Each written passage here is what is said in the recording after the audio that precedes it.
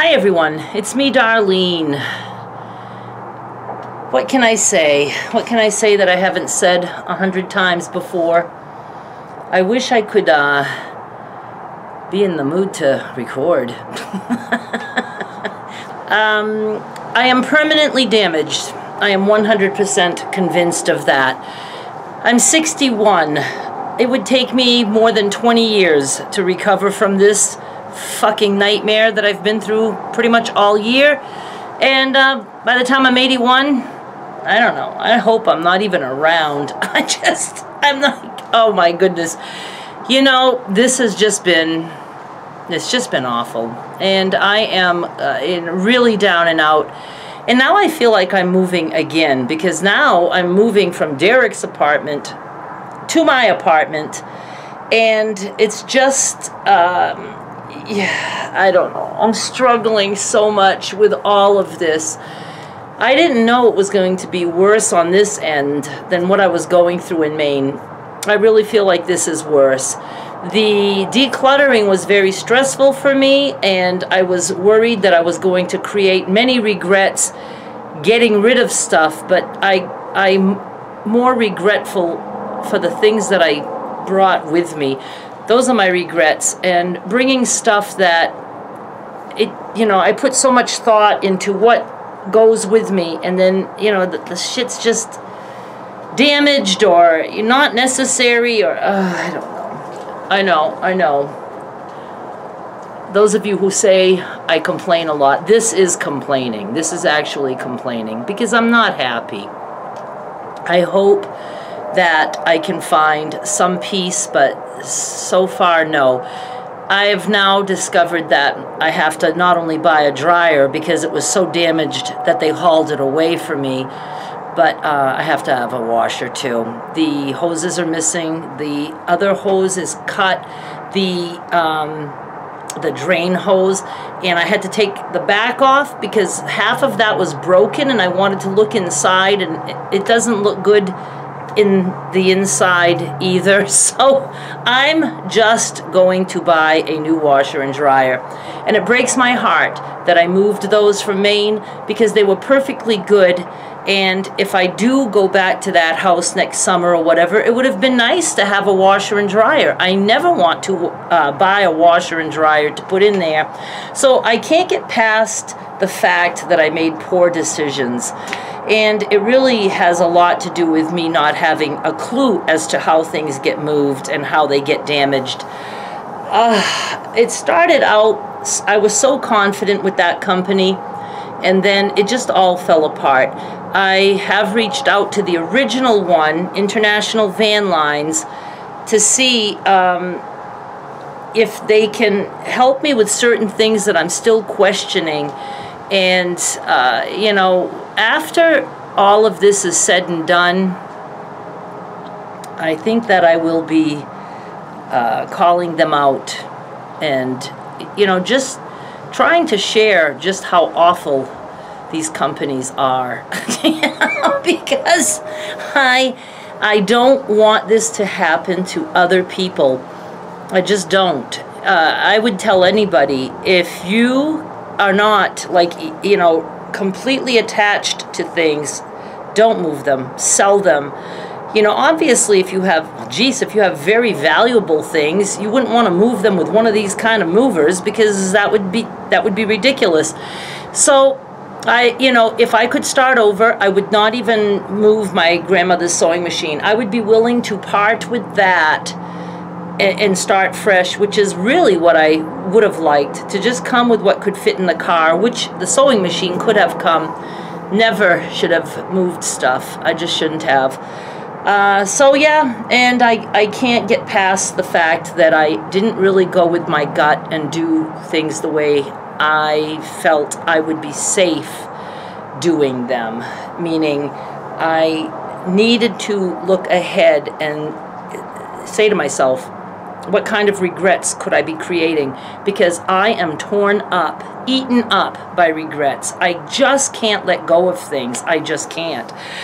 And yeah, you know, I get some nice messages from some of you saying I need medication. And, you know, I will remind people, I have done medication. I have nothing against medication. For anyone who benefits from medication, go for it. I've had many periods in my life where I was on various medications for various lengths of time. And when I went carnivore and depression lifted, because this still isn't depression. I have things that I can be upset about. Depression to me is when it was its scariest, is when I had like no feelings and, you know, everything was just dark, and that was all food related, I discovered. And it was bad. It was very, very bad. And it would bring me to very dark places. That went away. I consider this more of a struggle with anxiety, post-traumatic stress, that kind of stuff. But it's not depression. It's just like when somebody dies, we're sad. We have the right to be sad. It's not like clinical depression. Some people can stay with it too long, but then when is too long? I mean, everybody deals different ways. Anyway, I didn't expect this video to go in this direction. I guess what I'm trying to say is, don't fucking tell me what to do. Don't tell anybody what to do. You know, I think if you know me, you know I'm the type of person who has looked at every option. That's just what I do. Every option. I have tried many things. And it's just, I don't know, to just tell somebody, a stranger, oh, you should do this, or you need to do this. You know, it's just, I don't know. I don't know. All right, I just had to cut a bunch of shit out. I do that all the time. Well, when I'm telling you this, I haven't actually cut it out yet. What I'm trying to say is I just talked for a period of time, and I don't want any part of that in the video. So I'm going to be cutting, so I don't know where I left off. Let me stop this and think.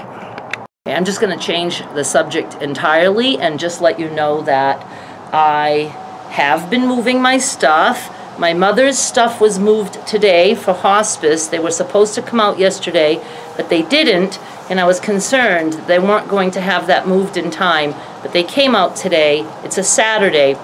She's coming back from the hospital. She's been there for 5 days for respite care, so I could have time to get some shit done. And so she's coming back tomorrow. I am, I guess, going to be sleeping at the apartment tonight. I don't really know yet for sure, because it's kind of hard for me to remember all the things that I need. Like, I would need to bring my CPAP machine. So I don't know. I might just spend one more night here at Derek's. I'd like to actually watch some TV with him. We haven't been able to do that because of my mother having been in the living room, and now we've just been too busy. Oh yeah, and the bed was still there. So he'll be able to rearrange his living room again and maybe watch a documentary with him or something, and then maybe go over to the apartment to sleep. I still have a lot of stuff that I have to move from here to there. I also have to go to Dollar Tree to pick up some stuff. I did go to Walmart this morning. Had a very busy day. It was Walmart for a lot of things that I needed. And then the bed people came and moved all her stuff, her wheelchair, the oxygen. It took him 2 trips to move everything over to the apartment. And then I had to eat. I'm doing some laundry.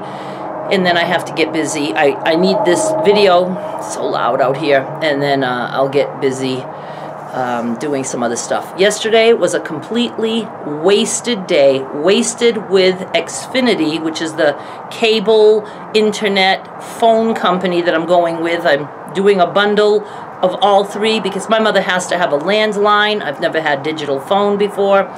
And I started at 10:30, and I believe when I finally was done, it was 8:30. A couple of breaks in there. It took quite a while to get my internet set up. Did some chats. It's just terrible customer service. Then I was finally able to get a phone number, and I would ask for phone numbers. They wouldn't give any, or they would give one that would only be a way to schedule a call back. They don't call back. But after I set up with somebody, it said if you're still having issues to call 1-800-XFINITY. Very easy to remember. If you need to call them, that's the number. I had 2 whole separate phone sessions with 2 different people. One said, oh, you're all set up now, and this and that. No, it wouldn't work. I have to start over. That other person, oh, we're setting you up now. No, it didn't work. And then the third person said, no, you were never activated. It was like, oh my God. So I told them, I said, look, by 8:30 at night, I said, I have to have a tech, but I'm not paying the $100 because I've wasted an entire day trying to do this easy setup. And they're like, well, no, if we send a tech out. And I was like, no. I finally got somebody to say, we won't charge you. And I have screenshots of that, so I hope they don't, because that's ridiculous. You know, I'm very willing to do self-installation, but there's just no way they could get me set up. So that sucked. Everything seems to suck. I knew it wouldn't go well, and it didn't. But I do have at least internet there and the phone. So when my mother comes, now the tech is coming out on Monday. You know, my mother won't have TV Sunday night. That's not a very big deal. I'll just, you know, I don't know, entertain her somehow. She'll sleep. She'll probably just be so happy to not be at the hospital, because she doesn't like it there. She doesn't like where she is. But it was necessary, because I would have never had the time to do what I've been doing, even just wasting a whole day on phone calls with Xfinity. I have like my sewing area set up. I will be showing you all this. I just wish I could have been happy to do that. It kind of makes me not want to show things and talk about things, because I'm just so sad about everything. Hopefully that will change, but I have a different setup than I had in Maine. I have like my sewing machine and a table this way on each side of me, so it's like horseshoe. I think I might like that. One table is open on both sides, so that way Skylar can sit on one side when she likes to help me sort fabric and stuff. And so my sewing room, I have a broken bed there because they broke one of my beds, and I just didn't want to start looking for a junk person to come and haul that away. So that is there, and, you know, maybe I can just, I don't know, you know, Skylar could use it if she ever stays over. I don't know that she ever will. Derek isn't gigging right now, but it's there, and if anything, I can just, you know, put bolts of fabric on it. I don't know. I'm trying to have stuff as hidden as possible. I don't want, like, a lot of visible clutter. All my bathroom cabinets have boxes of fabric or other things that I brought with me that I need to sell. So when I start back up, I will be pulling from those boxes and taking some stuff until I sell all of that stuff. Of course, I have new fabric that has arrived. I had new fabric that was here before I even got here because I wanted to be ready. Sales will be starting back up, not this weekend. Oh, it's already Saturday, so obviously no. I'm just way too busy. But hopefully the first weekend in December that I will have a sale. So one room will be sewing, that bed. I guess mostly just that. I wanted a craft area also, and I thought one of the bathrooms could be my craft area, but I did not know that such a thing existed as one light switch that turns on both the bathroom light and the fan. I don't have the option of cutting the fan off, just have to have it, and that drives me crazy. It's just one of those noises I don't care for, and I certainly can't record like a paper bead video where there's good lighting, so I can't do that because of the fan. But I will still work all of this out. I need some extra tables. They broke one of my tables. It's still usable, but it's all damaged underneath, like almost ready to fall apart. They damaged so many things. I'm so sad. Those tables are one of the reasons that I wanted to move stuff, because I wanted those tables so bad. It's just, I don't know, it's just stupid. It was like part emotional attachment and then part just not wanting to be bothered with having to shop, and also part not being able to get the quality stuff that, that I was able to get 25 years ago or 20 years ago, whenever I bought that. Yeah, 25 years ago. It was in the 90s when I got those tables. And they were secondhand. They were well made, and they managed to damage at least one of them. I haven't looked at the other two underneath yet to see if they're all falling apart. The smaller bedroom is going to be where my computer is. I have the table set up, and where I will have my packing and shipping supplies, so I can have a better setup for that to try to make it a little bit easier. I also have some tables that I can open as needed for when I have sales, so that I can sort orders as I get them, just to make life easier, and then have those set out, and then after the sale is done, I can fold those tables up and get them out of the way. So I like that plan. My mother has the living room. I don't know if I explained how I was going to have this set up, but that was always the plan. She's got a sliding glass door. It's the brightest room. It's not as big as the big bedroom, and she really could have used the extra space. I want it to be tucked away so that when I have help coming in, I can be confined and not have to you know, be in the living room and have an aide coming to the kitchen to get something and chatting it up with me or whatever. I can go hide into my 2 rooms, and the aide can be with my mother in the living room and have access to the kitchen and to washing, you know, the washer and dryer that I have to buy, stuff like that. So that's the best plan. And then I decided to make my bedroom in the little dining room area. I have the working bed that works, the electric bed there, and a dresser and a rocking chair there. So I like that little corner. I was going to put the bed in the same room that my mother's in this recessed area, but I put a little couch there, and that makes total sense. So I like that setup. I think if my mother doesn't stay in that living room forever, I might just leave my bedroom in the little dining area. I just really like it. I don't know if you can see Skylar. Yep, you can. Or I would just stay, you know, I would just move it into the living room, and that would be my bedroom, because my bedroom has been in the living room for many, many years. That's the way I like it. One bathroom is going to be completely for storage, including the tub. I have boxes there, and the other one that's like the guest bathroom, that's going to be the one that I'm using, because that's the one the aides would use, or if Derek and Skylar come over. So I might as well just dirty up one bathroom and not worry about the other one, and just use it for storage. I have to buy lighting. I have to buy shelves that I can adjust, so I need to look into that. I need chairs. Right now I'm using card table chairs. So little by little I will get there, but I do hope to start recording some kind of sewing videos coming up this week. I just got to get my mother settled. I have to start paperwork for veterans benefits for her, the one that I know I can get. I do have the box with the files. I was so excited to see that. Derek and I cannot believe that my grandmother's sewing machine made this trip because of the legs of the cabinet. We just can't believe that those weren't broken off. I don't know. I don't know how I got lucky, but I did get lucky. So at least my grandmother's sewing machine is all intact.